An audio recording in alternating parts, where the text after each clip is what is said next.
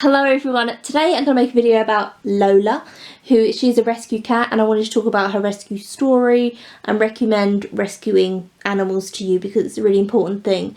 So I thought I'd sit down and make this video, but Lola's a diva and she won't really sit anywhere else, so that's why I'm laying on the bed like some kind of cat predator here, just kind of creeping on her. And she's just like, leave me alone. I'm sorry. So we got Lola from the RSPCA last December. How the RSPCA works is you go on their website, you choose what animal you want, and then you search for animals in your area. They don't let you get animals from other areas and transport them to your area because it's too stressful on the animal. All the animals have profiles. It's really easy site to use. You don't have to sign in or have an account or anything. You just look at the profile, see if the profile fits up with your life. So some you can't have if you've got small children, some are only indoor cats, some cats are feral, so you have to see. So Lola, they said, was like timid, shy, but could be an outdoor cat and was better for older families. You then phone up the number that will be on the profile, and she was in a privately run cattery, living the life of luxury, can I say, because some of them are in shelters, but some of the shelters obviously get overcrowded.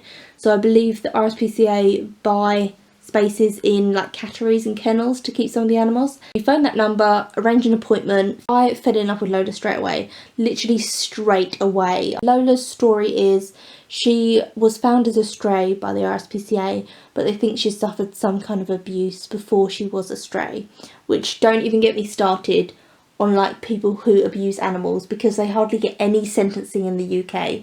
They get suspended sentences and a little fine and that's it. And I think it's absolutely horrendous. Someone had abandoned her, which, again, there's no need to abandon an animal in the UK, because if you don't want an animal, the RSPCA will take your animal and you don't have to pay anything. There won't be any judgment. They'll just say, we don't want animals to become strays. So don't get me started on those people. After we'd met Lola and I'd fallen in love with her, we then had to have a home visit, and a lot of shelters do this in the UK where they just want to check you are who you say you are.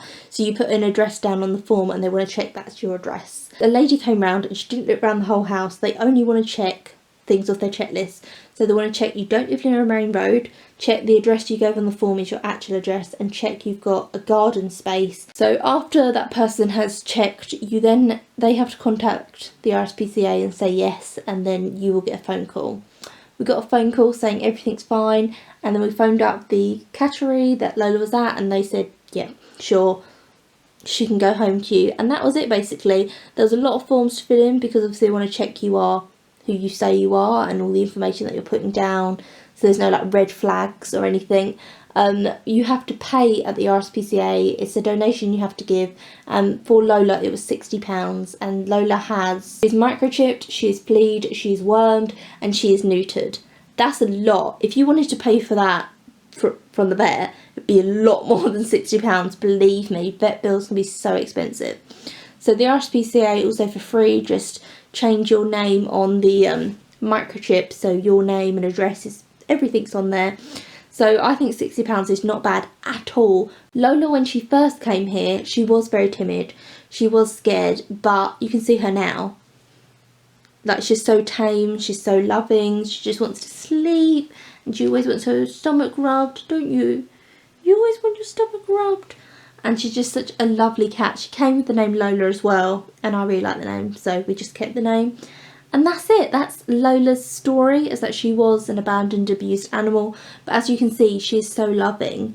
You're so lovely. Don't shop, adopt. It's so important. And also, just to know that she could be abandoned somewhere now or being abused, and instead she's in a loving home. Or she could even be like still in the cattery, you know, kept there without a home.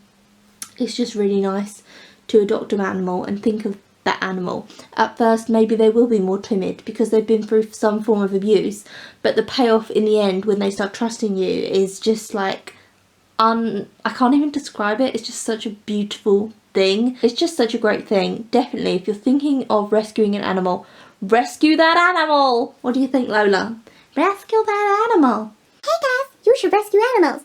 You hear me? Good. Now Hannah, get your filthy hands off me. Sorry. And I wanted Lola to be in the video so you could see like she was a very timid, scared cat, and now how tame she is and just such a chill. Oh, she does this so you can stroke her stomach. So stroke my stomach now. So I hope you enjoyed this video. Tell me any of your rescue stories. If you have a rescue animal, then tell me all about it. And if you're thinking, look at her, if you're thinking of rescuing an animal, then I cannot say to do it enough. It's an amazing thing. Hey guys, it's Lola. I don't know what that fool was going on about, but just adopt the animals, okay? Love us, please. Thank you. Bye.